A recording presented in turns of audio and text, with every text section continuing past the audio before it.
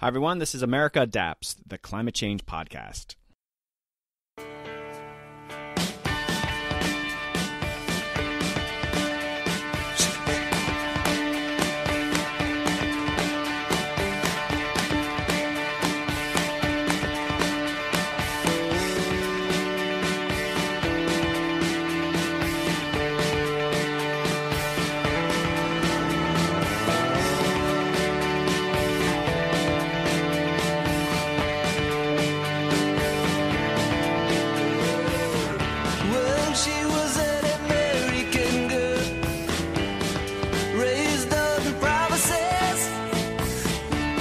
Hey Adapters, yes, that was Tom Petty, who sadly just recently passed away. Before we get started with Dr. Matt Hauer and climate migration, I felt it was my duty as a fellow Floridian to pay my respects to Tom Petty. Here are some factoids. Tom and I were both born in Gainesville, Florida. In this song, American Girl, he references Highway 441. I was born just off of 441 and coincidentally just a couple hundred miles north in Athens, Georgia. My oldest son was born off of 441. And a final factoid, I briefly dated the niece of Tom Petty's best man from his first wedding. What does that make us? Absolutely nothing.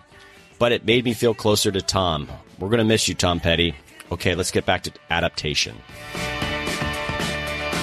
So on today's episode, I talked with Dr. Matt Hauer, a demographer from the University of Georgia. He published a landmark paper last year looking at how sea level rise could lead to the displacement of nearly 13 million Americans by 2100. Matt and I dig into that paper and its relevance to adapting to climate change today. Okay, some housekeeping. All right, so I just recently attended a happy hour for ASAP, the American Society of Adaptation Professionals. Check them out at their website. Just search for ASAP and adaptation and it'll pop up. There are quite a few members in D.C. and Beth Gibbons, the managing director, was in town. So she showed up. We got to see her in person. It was fun meeting new people and seeing the diversity of backgrounds of people who work in adaptation. I even met a few people who listen to the podcast, and I always enjoy hearing from people firsthand who regularly listen. Okay, so thank you to those adapters supporting America Adapts. We are now a nonprofit organization and accepting tax-deductible donations. Go to americaadapts.org and you can easily find the donate page where you can give a one-time donation or, better yet, a recurring monthly donation. For the price of a large cafe latte a month, you could support a podcast bringing you the best and brightest in the world of adaptation. I know some people are getting annoyed with this part of the podcast, but think about NPR and they spend a whole week asking for money. I just have this little short blurb at the beginning. Okay, for foundations and corporate donors looking to learn more about the podcast, please contact me at americaadapts@gmail.com. All right, so future episodes. I am headed finally to the annual Landscape Architects Conference in Los Angeles next week. I'm also doing my first live recording in conjunction with the DC Podfest in November. I'll be at a bar, DC9, on stage in front of a group of science-loving millennials. Check out my Facebook page for more details. I also recorded an episode that should be out next month, and the company the person works with, the name of the company rhymes with Monsanto. I'll leave it at that. I'll also be recording soon with someone who writes climate change nonfiction. Okay, let's get to Matt Hauer. Welcome back, Adapters. On today's very exciting episode, I have on Dr. Matt Hauer, a demographer at the University of Georgia. Welcome to the podcast, Matt. Hey, thanks for having me. It's really great to be here. Yes, so I was thinking about this a bit. We chatted a little bit beforehand, and you're at the University of Georgia, and you got your PhD at the University of Georgia, right? Yeah. And you got your undergrad degree at Florida State University. I did, yes. So I was born in Gainesville, and I went to the University of Florida. And so it's like if someone designed you in a petri dish of how you could be my nemesis, you like are that perfect anti-Gator. There you are. Yeah, definitely right. Both Florida State and Georgia, both big rivals for the University of Florida. So are you actually a Bulldogs fan or a Seminole fan? I am a Seminole fan, but this season is a bit tricky. So it's good that at least one team is winning. All right. I had to get that out there. And so what is a demographer? What exactly do you do? So demographers study the populations and they study population processes and population dynamics. There's only three ways that a population can ever change. These are kind of like ironclad laws, and that's what demographers really study. And those what we call components of change, those three components are births, deaths, and migration. So you're born, you die, and in between you move around. So that's really what we study. We study fertility patterns, we study mortality patterns, and we study migration. So you're at the Carl Vinson Institute of Government. That's just a famous institute there. And are you a professor, a researcher? What sort of what you do there? Yeah, I'm faculty here. Okay. And so are you working with students on some of these topics, or are you able to kind of just do things on your own? Yeah, some of them are with students. This stuff on climate change has primarily been my dissertation now. All right. And so here you are. This is America Adapts. This podcast is about adaptation. And so I was introduced to you by Jesse Keenan, and you did a paper, and I think was it in the spring or was it last year? I had a paper in the spring. Right. It was a really, I think, provocative paper, and that's what I brought you on. I wanted to talk about, and it actually got a lot of attention. So I wanted you to instead of me describing it poorly, the title of the paper, where it was published, and just briefly kind of just in a general way, what was the paper about? So the paper was titled Migration Induced by Sea Level Rise Could Reshape the U.S. Population Landscape. And this is actually a follow-up to a paper I published last year that was titled Millions Projected to be at Risk from Sea Level Rise in the Continental United States. So these two papers are kind of 1 and 2, or sort of like an A and a B, or maybe a main paper and then a sequel. And so with the paper, on the migration paper itself, it's really looking at how if people have to move because of sea level rise, where are those people likely to go? Where are those people going to end up? And the reason why I say this is a 1-2 punch is because you have to do two things in order to actually make this estimate or to kind of do this analysis. You have to not only know sort of where people are likely to move through. So to use a plumbing analogy, you have to have the pipes to figure out where the water is going to go and where that's happening. But you also have to know how much water is going to be flowing through the system. So if you think about the water that's in your house, it's really easy. It all goes out through your main pipe. But imagine you don't have a main pipe. You've got a bunch of different pipes that all go out through different areas in your house. Well, the amount of water that's coming out of your kitchen versus in your bathroom, those are going to change the amount of water that's going out of the different pipes throughout your house and going out elsewhere. So it's the same kind of concept here. So last year, I estimated how many people are at risk to sea level rise in the U.S., the whole U.S., or at least the whole continental U.S. And so that gives us the volume of water that's likely to flow through the system. And then this paper in the spring with the migration is then taking that volume of water and figuring out where those people are actually likely to migrate to. Okay, so you came at a specific number. I mean, and I want to dig into the paper a bit more, or just at the guts of it, but the number, I think 13 million people are potentially going to be impacted and might have to move. Is that right? Yeah, so that's if we have 6 feet of sea level rise by the end of the century. We'd have about 13 million people that would be at risk of moving. And so these are the people that would be living underneath the high tide line, in essence. So their houses are underneath the high tide by the end of the century. So this paper actually got quite a bit of media attention. I was digging around, and just it was showing up in all sorts of areas like Mashable, Reuters, and it's just, I mean, for a researcher, I'm sure you were thrilled that, okay, look, I just published something in a journal, and then the media took attention to it. Did you have a sense that this paper was going to generate such, I guess, widespread media attention?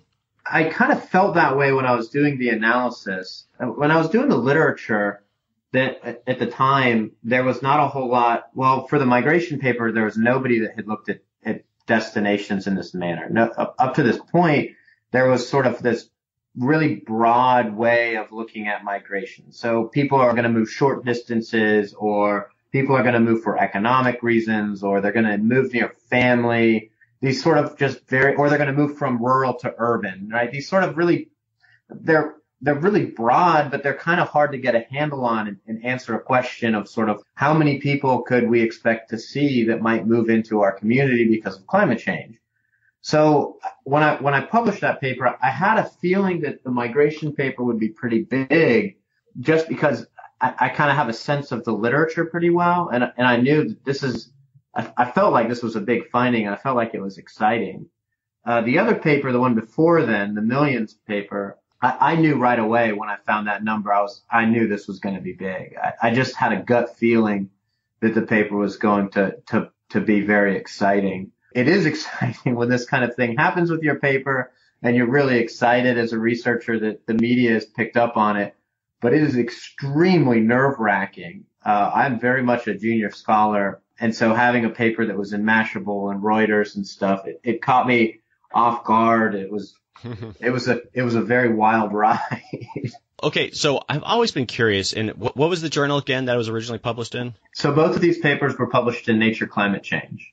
Okay, and so it gets published, it gets accepted, and was that, I've submitted papers to journals and that's just garbage, they take a chainsaw to it, but was there a lot of back and forth if you're doing something a little bit new and it was sort of provocative? Did you know how that, as the reviewers are looking at your paper, were there a lot of questions or did they just sort of take, oh, wow, okay, this seems pretty rock solid? No, there was a lot of reviews and there was a lot of really good feedback from the reviewers for both papers. We made a tremendous amount of changes in the papers.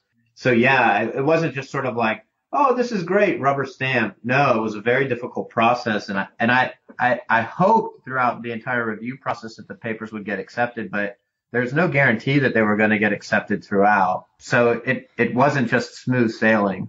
Well, as an aside, I think of the scientific method and like how people submit papers and this notion that climate change scientists are faking results. Scientists are the cruelest people to each other, and the whole journal process itself. I mean, you have to have thick skin. I mean, they annihilate these things. And so the notion that there's all this fake science going through. Anyway, as an aside, it's a pretty rigorous process. So, okay, you got it published. And I'm also very curious.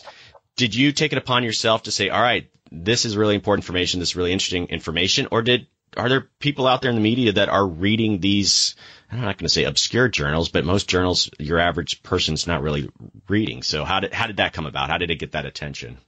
It's a really great question. I thought about this quite a bit, actually. So the first paper in 2016, the Millions paper, where we're actually estimating the 13 million people, the journal included a press release with the paper. I knew right away that it was going to be just totally insane when the paper came out, just because there was going to be a press release that went along with the paper. So in the embargoed period leading up, I think me and the co-authors did something like 30 media interviews leading up to the actual publication of the paper.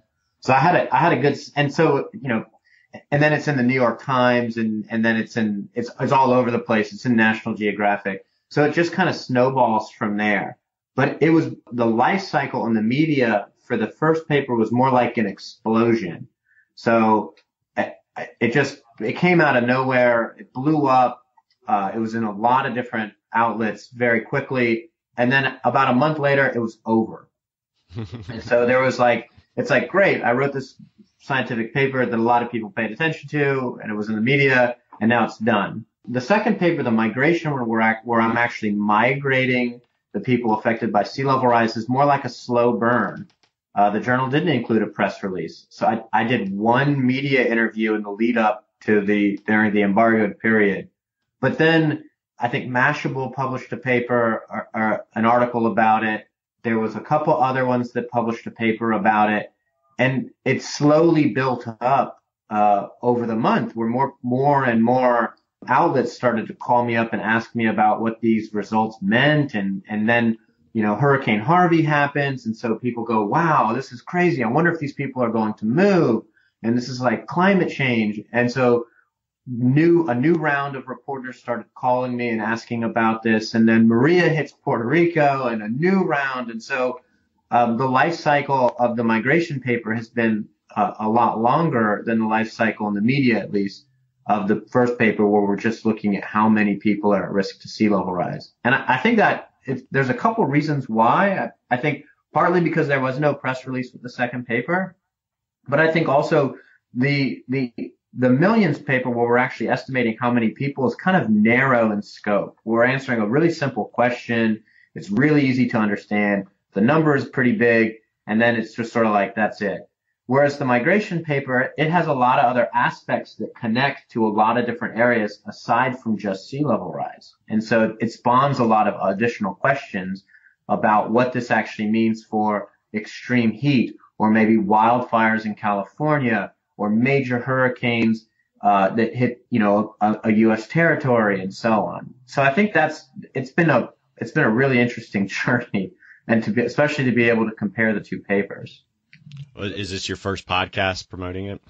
This is my first podcast, yes, but it's not the first radio show I've been on about this. Good, because I feel it's a good chance to dig into this because I have all these questions, and I thought both papers were very interesting. But to me, the second paper, especially with what I'm talking about here with adaptation, is a bit more relevant, and that's what I kind of want to dig into. And my listeners who are out there doing applied adaptation, I think the implications of that second paper are really important. And so, yeah, let's jump into that. I have some down the weeds kind of questions, and I'm going to have links to the actual paper and some of the more newsy kind of articles. People like sometimes to read that to get a better understanding. But there were some great graphs, some charts associated with the movement of people.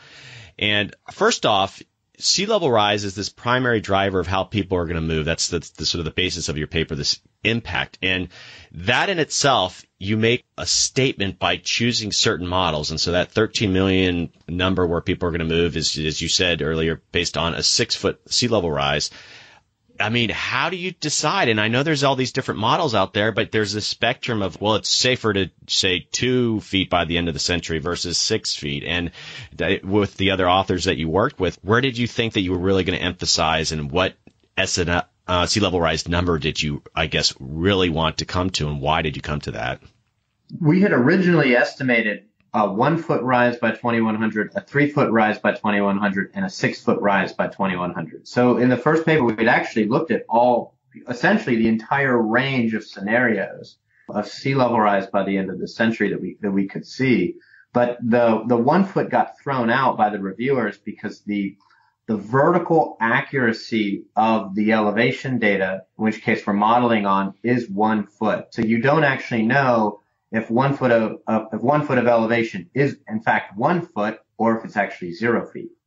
So we had to unfortunately throw out the 1 foot results, but we tried to model the full range. In the migration paper though, I chose the 6 foot, because in the end, it doesn't really, for the migration aspect of it, it doesn't really matter what rise we're actually looking at. Or it ultimately doesn't really matter because it doesn't change a lot of the migration patterns that we'd be experiencing. So migration, the sort of really classic way of thinking about it is in terms of push-pull dynamics. So you have a push that pushes people out of an area. In this case, this would be sea level rise, but it doesn't have to be. It could be the Irish potato famine in history, or it could be persecution, or it could be war, or it could be severe drought, or it could be you lost your job, right? So there's these push factors that push you to move or spur you to move. And then there's pull factors, which is on the other end, why you move to a certain location. So you might move because it's nearby, or you might move because you got a job there, or you might move to a location because you have family there, or you move there because there's less persecution, or, all the different reasons that you could come up with as any given reason as to why you move, move to B, right? So we know you're going to move from location A, but why do you choose location B as opposed to location C?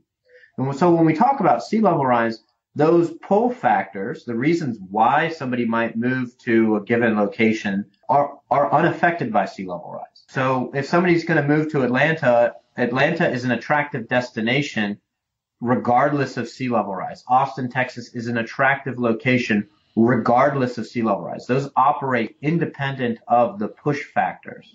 And choosing like a 6-foot rise, it doesn't really affect it affects the numerical results, but it doesn't really affect the overall finding. It doesn't really affect almost anything else. And in choosing a lower rise of sea level rise, all you would really see are just fewer numbers of migrants. For simplicity's sake, I went with 6 feet. It's just, I guess I could have chosen 3 feet as well in terms of the model. I want you to help me explain. You have these papers, you have by 2100, you hear that a lot when you talk about climate change. And so you have 13 million people, you have these numbers, and people have a hard time digesting and you have some good graphs in that paper, but okay, between now and 2100, you have 13 million people that are potentially going to move. And so is there a graph that sort of says, 2070 is it where you have this peak in that hill there, and then it starts to go down, and ultimately this total number of 13 represents the next 70, 80 years. How can people visualize? Because it's not 2100, where 13 million people automatically move, it's a process that's taken over time. And I think that's really hard for people to kind of get their heads around. And that's why they dismiss, well, that's 2100. That's way out in the future. Are there ways for us to visualize that better? For almost any of the large infrastructure projects that go on, they have timescales that are on par with this, or at least relatively long timescales. So if you look at a water reservoir, for instance, so you're preparing for water withdrawal rates to ensure that houses have, clean drinking water, or industry has access to water and so on. Those are using very long timescales because the capital that's required to build a water reservoir is so large. So you're building in the assumption that there's going to be X number of people that this reservoir will be able to serve over 50, 60, 80 years. If you look at a lot of major roadways, we're expecting a similar thing, that people are going to be using these roads for a very long time. If you look at subways and light rail, again, it's a similar kind of thing. If you look in New York City, if you look in Boston, those subway systems are really, really old. If you look at the interstate system, those are largely on old roadways that they've kind of built up, and they just kind of get wider over time. I can't imagine that any of the major interstates in the U.S. are going to not be used 100 years from now, unless we're in flying cars or something like that. So almost all of the infrastructure challenges require similar time frames. I mean, there's people that buy, mid-century modern and things like that, or they buy bungalows from the 1930s. And so you see housing stock that's on par with this kind of time scale. I know 2100 seems like it's really far away, but there's a lot of challenges that we have to confront today while we think about either how we adapt to sea level rise, such as building a seawall, or if we're in a landward area, the type of infrastructure that we actually need to accommodate our future populations. I should know the names of these charts, but you have one chart where on the one end you have like Texas and some of the receiver states, and then the other end you have the states that are losing population, and it just, most of the states are kind of like in the middle with barely a blip. Maybe they gain a bit of this population, but could you explain that? What are really some of the receiver states, and what are the big losers when it comes to this? I don't know if I would call them like winners and losers. Right. That's probably terrible, but I guess more people, less people. Yeah. So to kind of situate what I'm about to say, we know a couple things. One thing we know is that people are most likely to move short distances. And at the same time, at least internationally, we know because of climate change, most people are likely to move within country. And so if you think about the U.S., it's kind of like 50 countries in a way. It's not, but it kind of is at the same time. So most of the migrants are actually moving within their own state. So if people have to move, they don't appear as a net gain or a net loss in terms of population, but they're still moving within the state. So the biggest gainers are Texas is one that pops out a lot, and it's really a lot of Austin, it's a lot of Dallas, and it's a lot of the very exurban parts of Houston. And then you have places like Georgia, places like North Carolina, and so on. Those are the areas that are likely to see the most amount of in-migration or net migration. That would be the ins minus the outs due to sea level rise. On the other end of the scale, you have Florida, which could lose 2.5 million residents by the end of the century due to sea level rise, as well as Louisiana, which is just over 500,000 as well. Now, for Florida and Louisiana in particular, you have to understand that Florida has 6 million people that are at risk of sea level rise, but it's only likely to lose around 2.5 million. So you're looking at a lot of people that are moving within Florida, as opposed to leaving the state. And Louisiana is about 500,000, or 1 million people that are at risk. So it's only losing about 500,000 residents. I find that very hard to believe that, and I know part of this model is that people move in areas of proximity, and there's these social infrastructure that it's going to attract them to move to certain areas. But like the idea that someone is going to move from Miami to Orlando, it would seem Florida is literally falling apart, and are people only going to move an hour or two inland? I mean, you think of like the tax base and all these things that are going to kind of be unraveling in Florida, and is it likely that they're really just going to move just close by? Well, yeah, of course they're going to move close by, and there'll be people who move from Miami to Broward County as well, if they have to move because of sea level rise. There'll be people who will make small incremental moves. There's a lot of reasons why that would happen that way. If you own a small business or you own a business, that's going to be really tough to uproot. If you have to move your house because of sea level rise, but your business might be fine. Or if you have a job that's a well-paying job, or you have community ties and your family is all located in, say, Miami or in St. Pete or something like that, or New Orleans even, you're not going to the odds are that you're not going to move very far. You're probably going to move, but you're probably just going to stay within the same kind of general area while just trying to protect your family and yourself. So yeah, I mean, I know it seems weird. You're like, well, everyone needs to get out of Dodge, right? Everyone needs to just go away, go to a safe spot. But these changes are very incremental. And so we'll see these sort of incremental movements as well to Orlando or to, sort of these localized inland areas without these very large jumps. Like, I doubt people are going to be moving from Miami to Kansas City, or there's going to be a lot of people moving from Miami to Kansas City. Orlando is still pretty close, so you're still within the same localized economy, or for the most part the same localized economy, without having to really go that far. Well, one of the reasons people move to Florida is this beachfront and that accessibility to those sort of natural systems. And I'm even trying to visualize as you lose that beachfront as it's creeping in. Is it beach? Is it sort of marsh? I think some people are studying literally as you lose those landscapes, it's probably not going to be some beautiful sandy beach that slowly moves kind of northward. It'll probably be pretty messy. Yeah.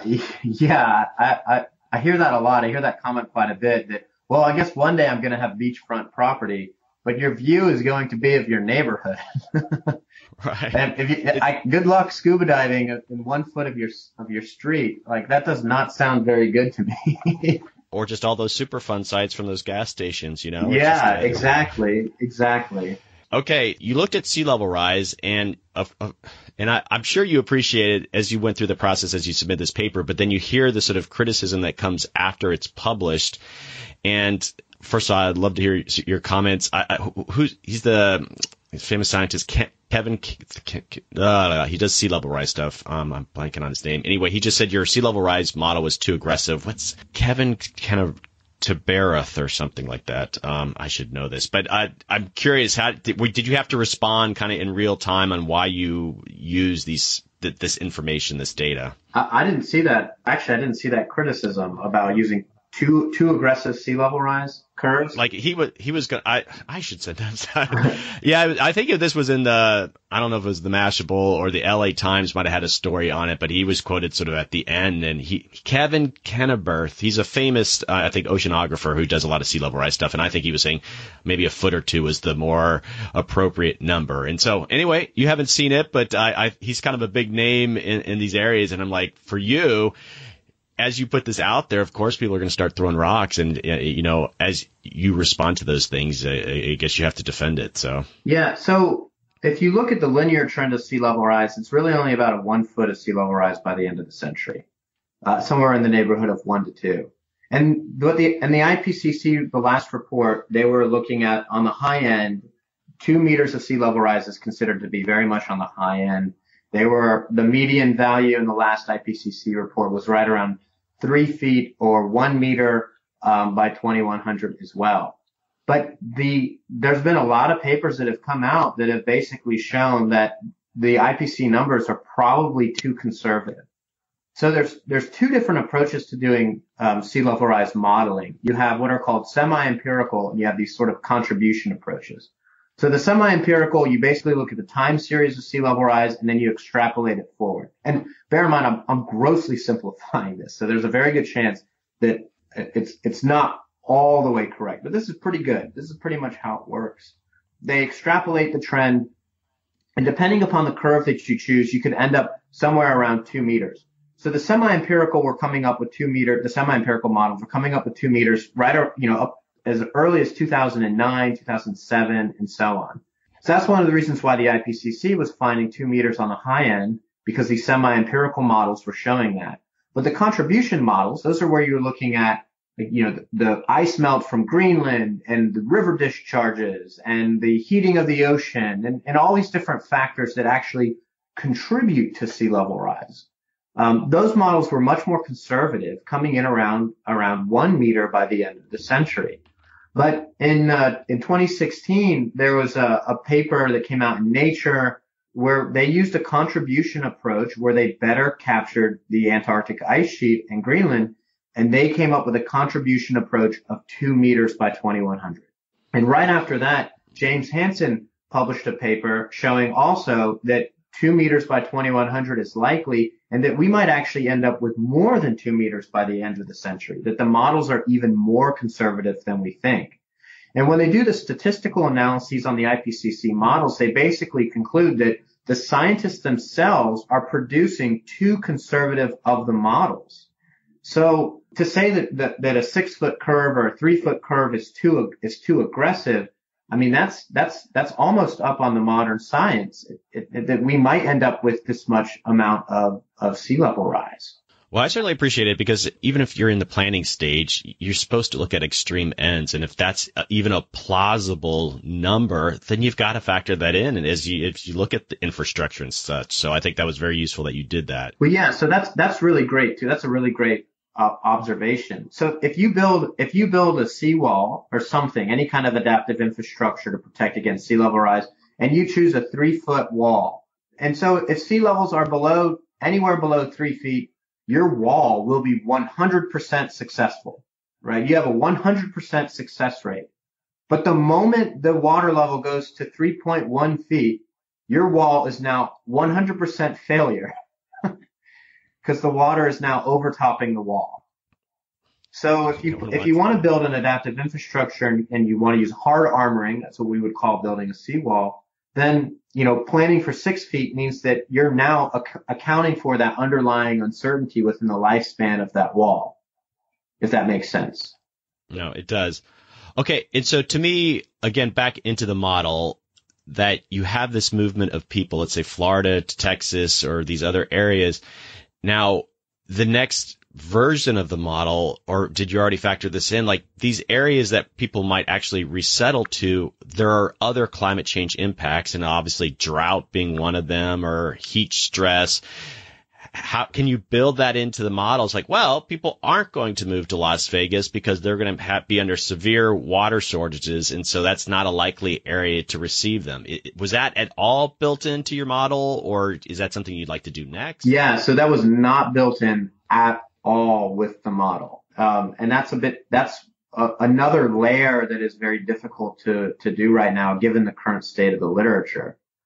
Sea level rise is for the most part relatively simple. The migration response is relatively easy to model. Your house goes underwater, you probably have to move. It's pretty straightforward. But with some of the other climate stressors like drought or extreme heat or water availability or wildfire even, those ones are much harder to look at what that's going to do for human population settlements for a large number of reasons. One of which is that for one thing, we live at a lot of different temperatures. There's people who live in very hot temperate climates, and there's people who live in very cold climates. How many people live in open water climates where they're underwater? Not very many. So trying to incorporate heat stress or something similar into a destination decision becomes relatively difficult to do, or we have to model a lot of different things. There's a lot of different decisions that might go into that for the other climate stressors. And we simply don't know yet. We know that sometimes extreme heat leads to outmigration, so people are moving away from extreme heat. But then if you look in the U.S., the areas that are experiencing the most amount of growth are hot areas. We call it the Sun Belt. So Florida, Arizona, Texas, California. So right now we have people moving to hot areas. So that's tough to incorporate. into a model given historical trends, because the historical trends show the opposite of what we assume is likely to happen in the future. And part of that is because we haven't observed the temperatures that we know are likely to occur in the future. So Baghdad is projected to be one of the hottest places on Earth by the end of the century. How do we know what the response is going to be? We don't have any kind of comparison right now to actually draw from for model building. So I think that adding those kind of layers and adding those aspects into a migration model would be fantastic. I think it would be awesome. I think it's exactly where we need to go next. I just don't know if we're quite there yet, especially because migration doesn't just require modeling the origin, but now we're talking about modeling the destination as well. And so we're not just saying, is climate change going to cause migration? Yes or no. We're saying, what is climate change going to do to the destinations that people choose? And so modeling that blows up the modeling parameters. It blows up the modeling space and makes it just truly massive to try and undertake. So that's an area I definitely want to go in the future. In the case of the paper right now on sea level rise, I had not seen somebody model the destinations of climate migrants. I had seen people say it's going to cause urban to rural, or these sort of broad ways of thinking about it, or yes, climate change causes migration, or no, climate change won't cause migration, but not a whole lot looking at the destinations. And I think that's the big contribution, is that we should start thinking about climate change instead of will it or won't it spur migration, but think about it as well as where is it going to spur migration to? I'm just curious, if you look at a hurricane and it's almost an accelerated version of sea level rise. Hopefully there's lessons to be learned. And you look at Hurricane Katrina and what it did to New Orleans and the spread of people after that. And I guess a couple questions here is, was there any demographic information that you used from the Katrina experience to build your model? Where did all these people end up, and did it reaffirm some of the predictions that you made? I mean, did that at all play a role in what you were doing? So yeah, I'm very familiar with the Katrina literature. Katrina is hurricanes are a bit unique for a number of reasons as far as comparisons. And most of them are. These fall into, there's two categories of climatic events that are associated with sea level rise, of climate change, but also just broadly in terms of climate. You have, acute and chronic, or what they might call fast onset and slow onset. So fast onset and acute is like a hurricane, a tropical cyclone. It's an earthquake. It might be a wildfire. It might be something like that, right? A tornado, something that happens very quickly, but then kind of goes away. So a hurricane hits, Houston floods, but then the waters recede. A tornado hits, but then it's gone and you can rebuild. An earthquake happens and then it stops, and again, you can rebuild. But then we also have these slow onset, or these chronic environmental changes. This is drought, right? This is temperature increases. This is sea level rise, where we have a raising of the floor that creates a new normal. So you can adapt to higher temperatures, but usually what your adaptation is going to come in the form of air conditioning. You can, with sea level rise, you can adapt to sea level, but it involves the conversion of dry land or habitable land into essentially uninhabitable water. It's tough to rebuild from sea level rise because the land is not there anymore. It's gone. So when you look at this in comparison to a rapid event or a fast onset or an acute event like Hurricane Katrina, the migration response comes in two forms. You have those people who go, I lost my house, I'm moving, I'm not coming back, that's it. I'm going to move away, and I'm probably not going to go back to where the hurricane was. My business is destroyed, I'm packing up, I'm going to greener pastures. But then those are what I'm going to categorically call permanent migrants, the sort of people who are permanently migrating. They're done, they've packed it up, they're going away. But then you also have evacuees, people who are temporary migrants, the people who are just trying to get out of the way of the storm, and they're going to go back to where they had moved from. And so these two groups of people, they have different responses. They have different destination responses. The permanent migrants, they're going to move with economic opportunity. They're going to move to better locations. They're going to move maybe closer to family and friends. That's how they're going to make that decision of where they're going to go. The evacuees, they're trying to move short distances, really close by. I'm just going to go a short distance because I don't want to go very far, so I can move backwards, so I can come back to where I left from. And so there, with something like sea level rise, with something like drought, when we look at these chronic environmental changes, I don't think there's going to be any evacuees. You're not doing a temporary evacuation from sea level rise. You're not temporarily escaping the drought, only to move right back, or the extreme heat, as opposed to something with just, flood your home and you got to go somewhere else before you can kind of come back. So after Katrina, there was the U.S. data system is not very well equipped to handle a data collection to separate out these two populations, and their decision making and their destinations of when they move are very different. Obviously, right? One is typically very much short distances is the primary thing, whereas permanent migrants, it has short distances, but mainly it revolves around increasing your economic opportunities and family and so on. So we are really ill-equipped to look at that. So when you look at Katrina, you see a very strong concentration of people moving very short distances. Baton Rouge became the most populous city in Louisiana after Hurricane Katrina, mainly from people moving from New Orleans to Baton Rouge.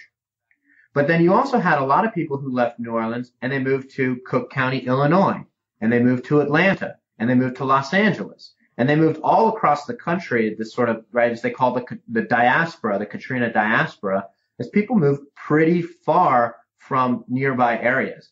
And so when you add all these up, it looks like on its surface that people are moving to different locations than they moved to prior to the hurricane.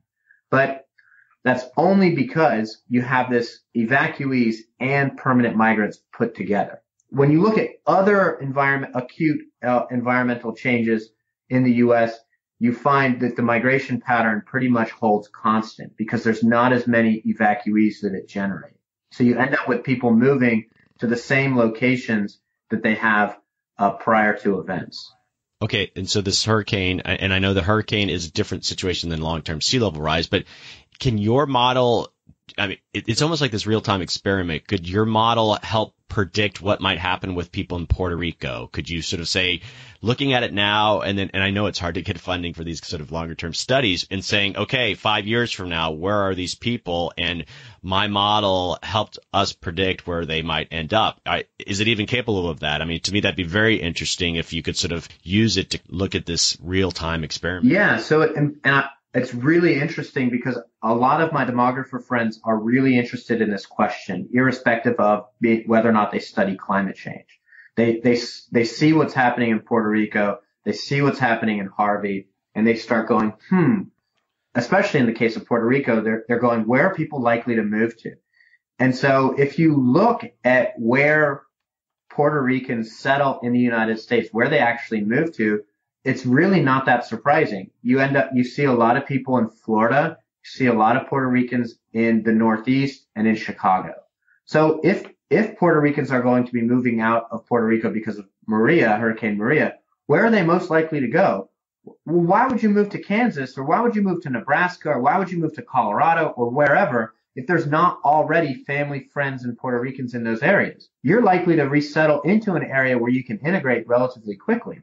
And this is what we know from just in general about migrant networks, that you have these ethnic enclaves that'll pop up, at least initially, that plant a seed. People move into those ethnic enclaves before they start moving elsewhere further down the line in greater amounts of time, which is why you see California, you see New York, you see these places like Chicago and so on as these gateways, but then you see these secondary cities that start to emerge, like Atlanta with its Korean population, or in Dallas and Austin as well, where you see very large Asian populations that have begun to emerge that are not necessarily connected to Los Angeles or San Francisco.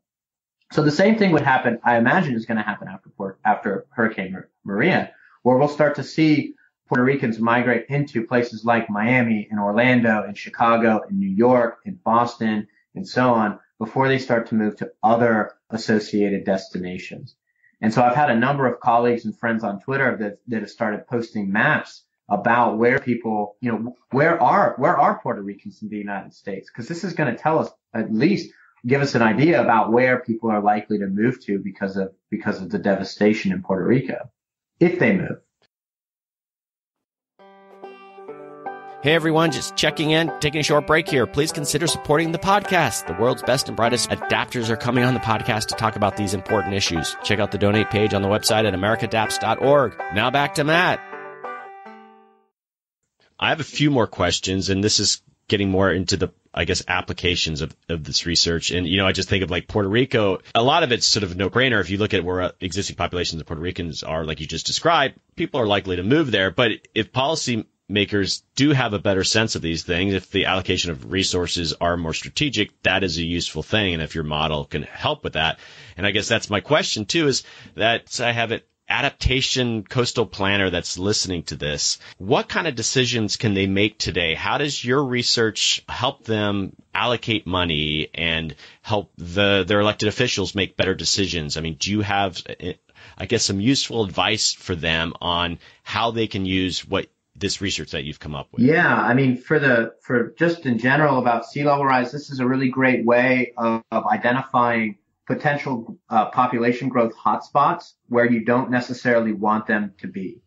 So if you're in an area that has like coastal Georgia is a lot like this, it's got a salt marsh ecosystem. If you see that the salt marsh is really attractive for development, for population growth, maybe that's a good idea, and it's very vulnerable to sea level rise. Maybe you zone that properly and you say, maybe we shouldn't build in this area because maybe there's actually an area that is on higher ground that's nearby the salt marsh that's very attractive. We can be close to the marsh, you can have coastal development, and at the same time have resiliency to sea level rise. So paying attention to these localized growth trends is really, really critical and really important if you're actually doing a lot of these long range planning. Like don't put a school in a threatened area that's likely to go underwater in the lifetime of school. Like that just seems like very easy advice to do. If you're looking at the migration aspect of it, part of it is going to involve being attractive to coastal migrants. So offering maybe similar amenities or playing up your similar amenities. People love, why do people live in a coastal community is because they have the water nearby as well. The water feature is extremely attractive for why you live in a beach town. That's why people live in beach towns. But there's a lot of areas that have lakes and rivers that also have water features. And while it's a little bit different than the beach, it still can be pretty great and a major selling feature to make sure that you can say, hey, listen, I know you're moving from the beach, but we've got this really great lake and people have boats on the lakes and they go water skiing on the lake and they go swimming or they're going tubing in the river or you can kayak and you can play up your natural amenities to make that transition at least easier to swallow for a lot of coastal residents. And also think about the long range strategic planning and think about, are we going to have the infrastructure to accommodate climate change migrants? And integrate them into our system without stressing our infrastructure, without stressing our roadway infrastructure and our commute times start to go up, or if we have enough affordable housing for these different populations, or maybe we should think about mass transit and think about how we can have better transit options for this anticipated growth.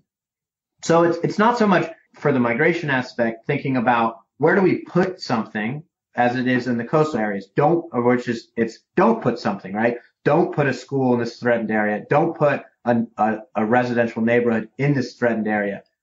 For inland areas, it's more about the strategic planning process and thinking long term to get ahead of these changes. So that way you don't wake up one day and you go, man, we should have planned for this 20 years ago or 30 years ago, or somebody had the foresight 50 years ago to plan for this. And we're better off. Our community is better off and stronger because of that.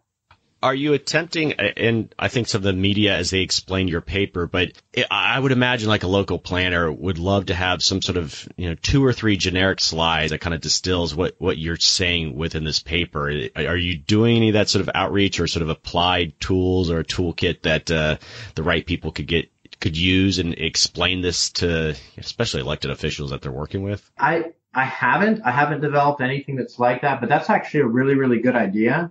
But I think one of the things that really drives home these results that are really easy is that I provided the results for every county in the United States. So if you live in an area and you go, what does sea level rise mean to me? You could just go look, and you don't even have access to the paper. The supplementary material is open for everybody. It's not locked behind journal subscriptions. You can then just look for your city. You can look for your county and say, oh man, this means an initial, 30,000 residents or 50,000 residents or 250,000 residents. Or my community is projected to lose that many. Maybe we should think about this and actually have a constructive conversation about what we're going to do for our community. So that's definitely one way that's very accessible, is that I provided easy to interpret results for every single community in the U.S. No, that's fabulous, like downscaled information. And it's almost, I think, kind of funny, like somebody in Wyoming or Kansas at a county commission meeting can look at that county information and their slide is like, what does sea level rise mean for us? And you've got some information that actually makes it somewhat relevant. Mm-hmm. So, I'm sure their commissioners would give them the once over, but, yeah, that's great. So I want to wrap this up. This has been a fantastic conversation.